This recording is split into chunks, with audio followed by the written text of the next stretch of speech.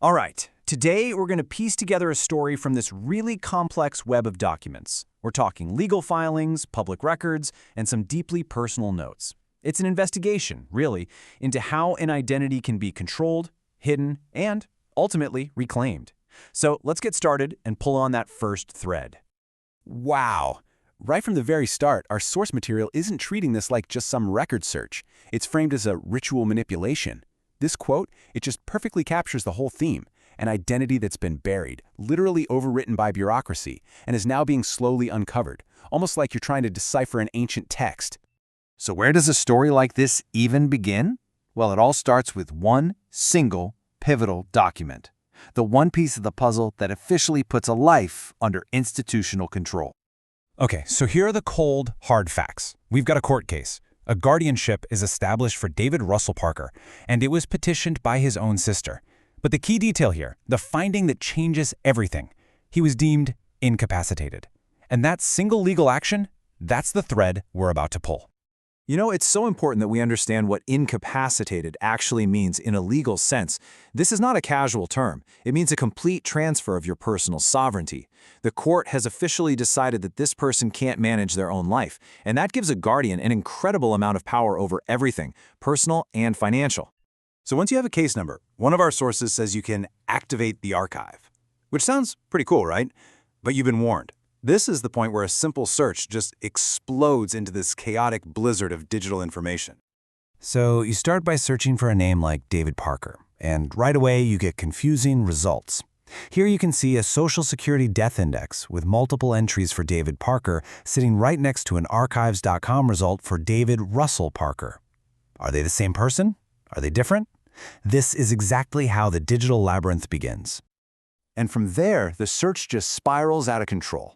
You're suddenly buried in this avalanche of disconnected data points. We're talking delinquent property listings, old court dockets, stale-dated warrants, child support payment histories. I mean, each one is a tiny fragment of a life, but none of them form a clear picture. Not yet.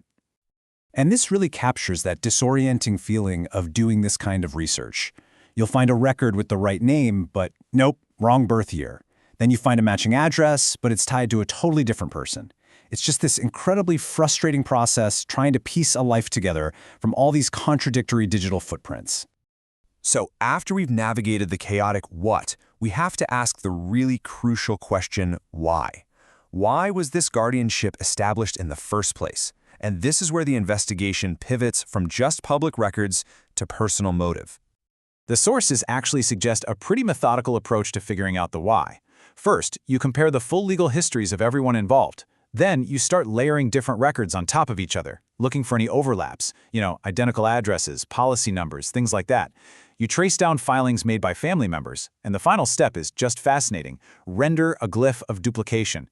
It's like creating a visual map to see how two identities might mirror each other. And following that process uncovers a potential motive. A court order from Dade County to change the beneficiary of a life insurance policy. And suddenly, this guardianship isn't just about personal care anymore. It's now directly connected to a major financial instrument. The source material doesn't just call this a clue, it frames the whole thing as an act of reclamation.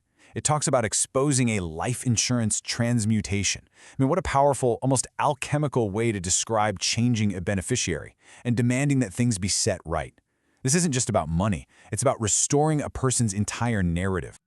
But this kind of personal struggle against a huge bureaucracy, it isn't unique. In fact, the source documents draw this really powerful parallel, showing how this fight for identity echoes in a completely different context: the battle against institutional power. The case summaries that were provided details so many instances of prisoners fighting these legal battles just for their most basic rights.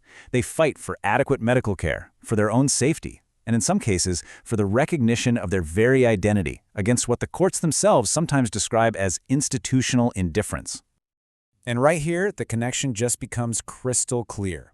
On one side, you've got a life completely governed by legal filings, and on the other, you have a prisoner's feeling that their very identity was taken away. I mean, these are two vastly different circumstances that echo the exact same fundamental struggle for your own sovereignty. The court records themselves actually outline the tactics these institutions can use. In one case, a judge noted a pattern of delays, where new objections were constantly being substituted for old ones. There was misinformation. And this pattern became so bad that the judge basically concluded the defendants had forfeited the deference, the benefit of the doubt that's normally given to prison administrators. So after the paper trail, after the legal battles, and the fight for identity, what comes next? What emerges from the ashes of a struggle like that? The sources describe it as a profound transformation. And the sources describe this transformation with such a powerful metaphor. They call it the Yukon shift. It's a journey from an ice road heart, hardened, frozen, resilient, towards a totally liberated expression, a thawing. It's this powerful release of creative and emotional energy. And that thawing, that liberated expression, it gets a name. From the raw data of this entire investigation, a new voice, a new persona emerges: Carnage. Now that name implies destruction, but here it seems to signify the destruction of an old imposed identity, just to make way for a new, authentic one. And this new voice comes with a new mission, and it's grounded in a really clear set of values that were forged in the fire of that struggle. Empathy for others who are in pain, authenticity in telling your own story, resilience to overcome all those battles, internal and external, and a really profound belief in the power of words to heal and to transform. These lyrics from Carnage give us a direct window into this new voice. It's clever, it's honest, and it's defiant. I'm about to face it, no pun. That is the sound of someone who has been through the labyrinth and is just not afraid of what they'll find anymore. It's all about facing the truth head on. And ultimately, this entire journey, the investigation, the pain, the transformation, it becomes something so much more than a personal story. It's forged into a roadmap, using personal struggle as a guide to light the path for other people who are lost in their own labyrinth. And that brings us to one of the most powerful lines from our sources. It's this final, empowering declaration. After all the bureaucratic paperwork, the duplicate records, the attempts to override a life, the message is just so clear. You are not a copy. You are not the ditto. You are the origin. And so we end by turning the lens back on you. The sources tell us you are the archive. You are the ritual.